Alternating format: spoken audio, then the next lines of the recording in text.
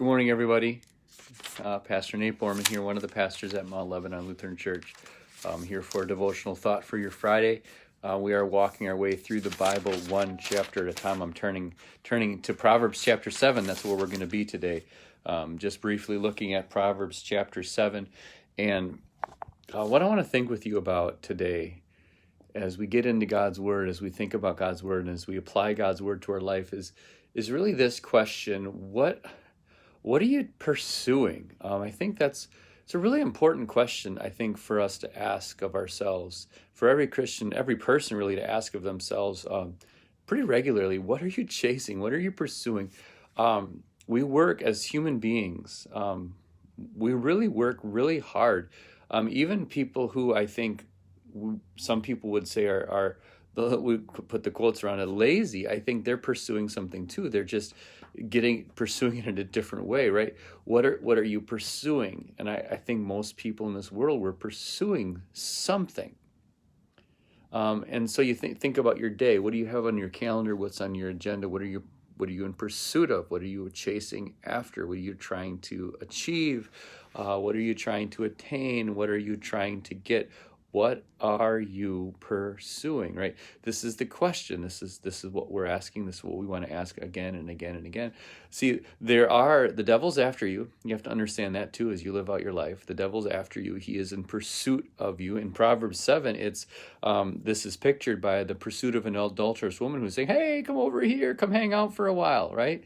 There's this lure, right? There's a pursuit happening. There's this lure of saying, "Hey, come, like you're fishing, right? Come over here, I'll get you." And then they get you hook, line, and sinker, and then you're done, right? Again, the question is really important. What are you pursuing? Because if you're pursuing the wrong things, and this is kind of the point of Proverbs 7, really the point of a lot of what we read in Proverbs, if you're pursuing the wrong thing, it'll kill you. Right? If you're chasing the wrong thing, it'll ruin you. If you're running after the wrong thing, it'll wreck you, right? This is the stuff we run into again and again and again and again throughout Proverbs, that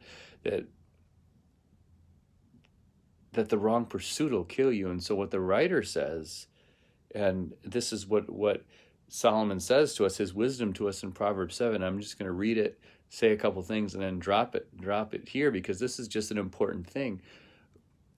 He says, I'll read it. My son, verse 1, 7:1. My son, keep my words, store up my commands within you. Keep my commands and you will live. Guard my teachings as the apple of your eye.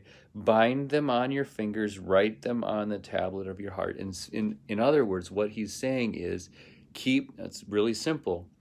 Keep my word, keep my wisdom, keep my truth close. Hold on to it.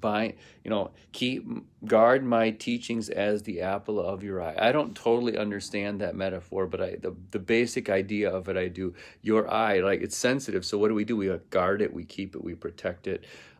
So we protect it. It's a special, precious thing, and so we want to do the same thing. We want to guard the truth of God for our own heart. Right? Because if we're in pursuit of other things, it'll kill us. But if we're holding tight to God's word, then right? What does he say? Then you'll live. Keep my commands and you will live. Right? So what are you chasing? I hope that what you're chasing is a tighter grip, a tighter grasp on the truth of God's word. Because when you hold on to God's word, when you keep his truth close to you, then you will live. Have a great day, everybody. Hold on to God's word and you will live. The Lord be with you all and grant you his peace.